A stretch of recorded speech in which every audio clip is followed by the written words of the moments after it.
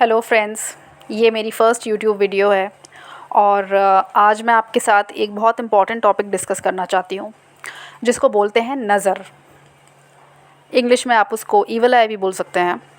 So guys, ये मेरा एक पर्सनल एग्जांपल है जहाँ पे मैं अपनी खुद की लाइफ का एक एग्जांपल दे रही हूँ। तो गाइज़, हुआ ये था कि मैं अपने एक रिश्तेदार के घर गई थी अपने छोटे बेटे के साथ।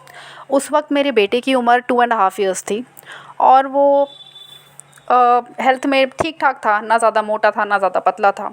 तो खैर हम लोग अपने रिश्तेदारों के घर गए और उस लेडी ने हमें बहुत अच्छे से ट्रीट किया, बहुत अच्छे से हमें होस्ट किया, अच्छे से खाना खिलाया, अच्छे से बात की। और उस दिन मैंने अपने बेटे को एक शॉर्ट्स और एक टी शर्ट पहनाई थी।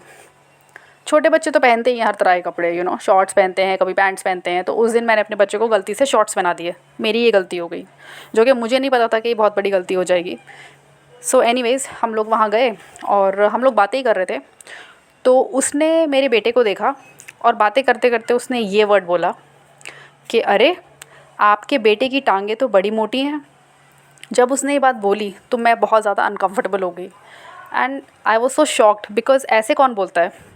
एक 2 साल के बच्चे को लेके हम कभी भी नोटिस नहीं करते कि उसकी टांगें कैसी हैं या उसके हाथ कैसे हैं। पता नहीं कुछ लोग कैसे इस तरह की बातें कर लेते हैं।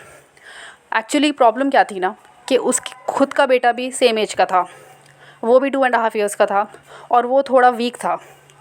तो वो लेडी अपने माइंड में एक्चुअली कंपैरिजन करे जा रही थी उस टाइम से, और वो अपने बेटे को मेरे बेटे से कंपेयर कर रही थी। और जब उसने बात बोली तो मैं बहुत अनकंफर्टेबल हो गई। खैर मैंने ध्यान नहीं दिया ज़्यादा और मैंने उस चीज़ को रफ़ा दफ़ा किया और हम लोग घर आ गए। उसके 1 हफ़्ते के बाद आप लोग बिलीव नहीं करेंगे क्या हुआ। मेरे बेटे की तबीयत ख़राब होने लगी और वो बीमार पे बीमार पड़ने लगा। खैर हम लोगों ने डॉक्टर्स के दिखाया, ब्लड टेस्ट कराए, कई जगह हम उसको लेके गए, हमने हॉस्पिटल्स के धक्के खाए एंड फाइनली पता है क्या निकला? मेरे बेटे को किडनी एलमेंट निकला। Can you imagine? अब तक जो बच्चा फुली हेल्दी था, नॉर्मल डिलीवरी से पैदा हुआ था, उसे कभी कोई प्रॉब्लम नहीं हुई, हंसता खेलता बच्चा, अचानक से ही was diagnosed with a kidney related ailment, जहाँ पे उसका स्टमक प्रोटीन को असिमिलेट नहीं कर पा रहा था। जब मैं ये बात सोचती हूँ तो मुझे वही चीज़ याद आती है कि उस दिन उस लेडी ने मेरे बच्चे को ऐसी नज़र लगाई सिर्फ ये बोल के कि उसकी टांगें मोटी हैं। और कभी कभी मैं भी अपने आप को ब्लेम करती हूँ कि मैंने उसको शॉर्ट्स क्यों पहनाया, मैंने उसकी बॉडी को क्यों एक्सपोज़ किया। मुझे उसे फुल पजामा पहनाना चाहिए था या जीन्स पहनानी चाहिए थी। सो गाइज़, कुछ चीज़ें इनएविटेबल होती हैं। जब से वो चीज़ मेरे साथ हुई है, मैं वाकई में ईविल आई में बिलीव करने लगी हूँ। और मैं सिर्फ ये आपके साथ शेयर इसलिए कर रही हूँ क्योंकि ईविल आई इज़ रियल। और हमें जब भी ऐसा लगे कि किसी इंसान से हमें नेगेटिव वाइब्रेशंस आ रही हैं या उसने कोई बहुत अजीब सी बात बोल दी है, वी शुड मेंटेन डिस्टेंस। वो दिन है और आज का दिन है, मैं उस लेडी को अपनी लाइफ में एक्सेस नहीं देती, बिल्कुल भी नहीं। आज की डेट में वो ना तो मेरी प्रोफाइल पिक्चर देख सकती है, ना वो मेरा व्हाट्सएप का स्टेटस देख सकती है, ना मैं उसको सोशल मीडिया पे एंटरटेन करती हूँ। मैंने उसे कई जगह से ब्लॉक कर रखा है। तो मेरे बच्चे की कोई इन्फॉर्मेशन मैं उसको नहीं देती अब।